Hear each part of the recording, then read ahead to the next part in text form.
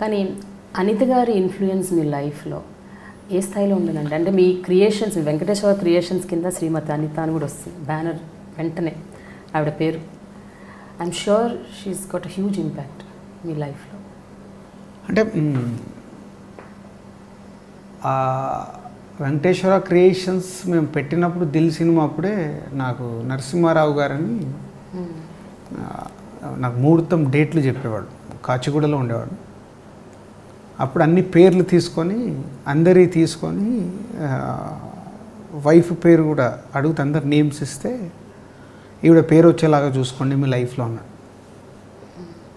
So it's a big family, మేము ముగ్గురు brothers and partners, Sirish గారు, లక్ష్మణ్ గారు. అప్పుడు అలా ఆయన చెప్పిన తర్వాత అప్పుడు గిరి కూడా ఉండే నాతో దిల్ సినిమాకి.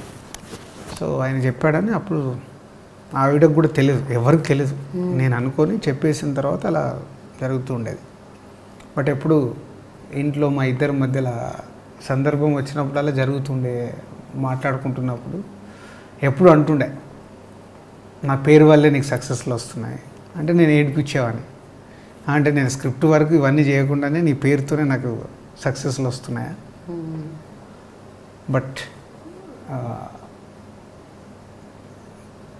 ఒక మనిషిగా నేను సినిమాకు పని చేయటానికి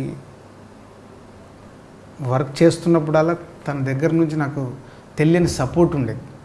సపోర్ట్ అంటే తను ఇన్వాల్వ్ అయ్యి నాకేదో చెప్పేదని కాదు, ఓ ఇంట్లో వైఫ్గా నన్ను ఆపలేదు.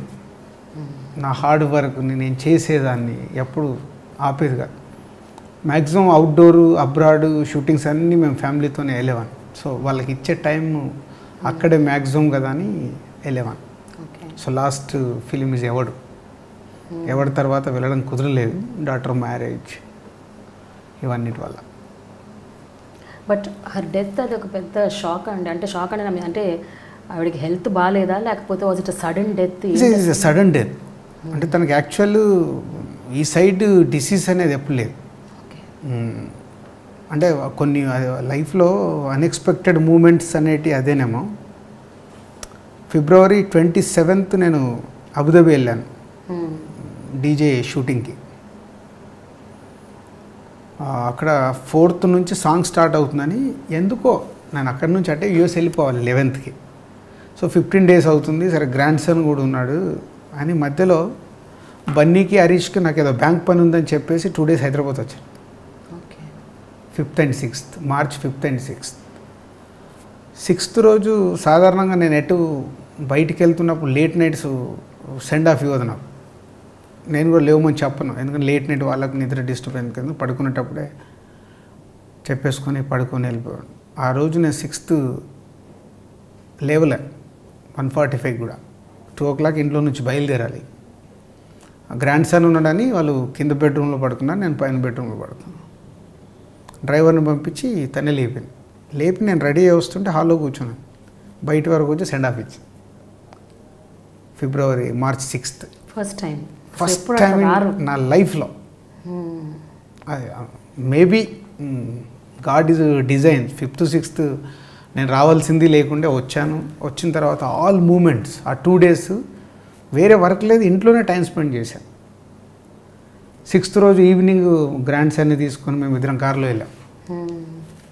అలా వెళ్ళాం రౌండ్ అని. నేను ఇంటికి రాగానే వాడు బయట ఆడుతున్నాడు, తీసుకొని వెళ్ళాం. సో 6th వెళ్ళిన తర్వాత 10th అబుదాబిలో నేను ఫ్లైట్ తీసుకునే ముందు కూడా ఫోన్ చేసి మాట్లాడాను. ల్యాండ్ అయ్యాక ఆ రోజు 11th ఇన్సిడెంట్ జరిగిన రోజు మార్నింగ్ 7 o'clock నేను ఫోన్ మాట్లాడాను అక్కడ దిగాను. ఇండియన్ టైం 6:55 వచ్చాక తన ఫోన్ ఇప్పుడు అలాగే పెట్టుకున్నాను తన ఫోన్. సో March 11th నా కాల్, తర్వాత నా డాటర్ కాల్, ఆ 2 కాల్స్ ఉన్నాయి ఆ రోజు. తర్వాత ఏ కాల్స్ అన్ని missed calls. So she's what happened. ఆ రోజు 11th రోజు తను 10th రోజు ఇంట్లో గెట్ టుగెదర్ పెట్టుకుందంట వాళ్ళ మామయ్యలు వాళ్ళందరినీ పిలుచుకొని. షీజ్ 11th చిన్న లూజ్ మోషన్ స్టార్ట్ అయితే రెగ్యులర్గా తనకు కొంచెం టెన్షన్ పడే మనస్తత్వం, దానివల్ల అవుతున్నాయేమో అనుకుంటే కొన్ని మోషన్స్ ఎక్కుంటే అవి మెడిసిన్ ఇచ్చారు. 11 o'clock మై సన్నీలా కూడా వచ్చేసి హాస్పిటల్కి వెళ్దామంటే అప్పుడు ఫ్రెష్ అప్ అయ్యి కొంచెం లిక్విడ్స్ అవి ఇవి తీసుకొని కొంచెం నార్మల్గానే వీళ్ళు రిలాక్స్ అయిపోయారు.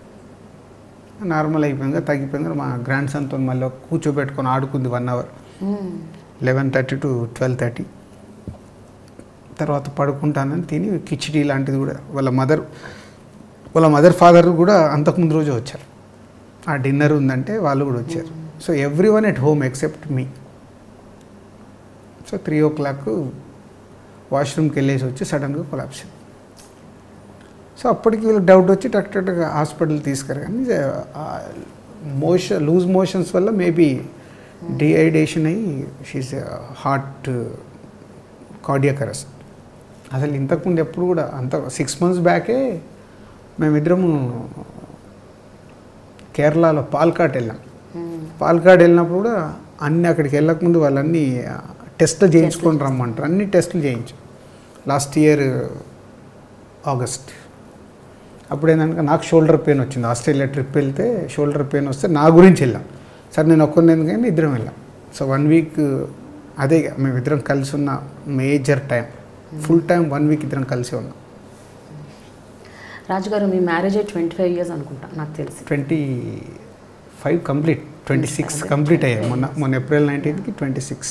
సో 25 years మీ లైఫ్లో అంటే మీ అప్స్ అండ్ డౌన్స్ అన్నీ చూసిన వ్యక్తి అంటే మీ ఆవిడే. అంటే మీరు అసలు ఏమీ లాని టైంలో కూడా మిమ్మల్ని చూశారు, మీ సక్సెస్లో మిమ్మల్ని చూశారు, మీ ఫెయిల్యూర్స్ చూశారు, ఎవ్రీథింగ్ షీ నోస్. ఇప్పుడు ఈ వ్యాక్యూమ్ క్రియేట్ అయింది అంటే there is nobody with whom you can share. అంటే పర్సనల్గా ఫ్యామిలీ లెవెల్లో మీ అమ్మాయి కూడా మ్యారేజ్ అయిపోయింది కాబట్టి. సో ఈ కైండ్ ఆఫ్ వ్యాక్యూమ్ ఎలాంటిదండి? అంటే దిస్ కైండ్ ఆఫ్ మీరు ఇప్పుడు once you go home you're alone.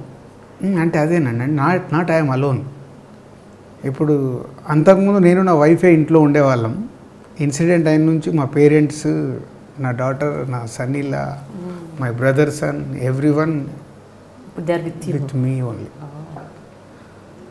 అంటే నాకు అది కనిపించకుండా వాళ్ళందరూ రౌండ్ చేసేసారు.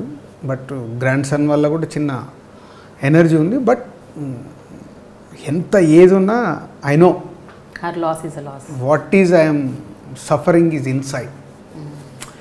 బట్ ఇన్ని పనులు ఉన్నాయి, నేను డల్ అయిపోతే చాలా ఇంపాక్ట్ ఉండేలాగుంది. సో దాంట్లో నుంచి బయటకు వస్తూ బట్ అంతకుముందు ఉన్న ఆ ఎనర్జీ లెవెల్స్ రావట్లా. షూటింగ్లో వెళ్తున్నప్పుడు సరదాగానే ఉంటున్నాను, బట్ ఆ ఎనర్జీ రావట్లే. ఇంకా అది ఎప్పుడు వస్తుందో ఎలా వస్తుందో తెలియదు.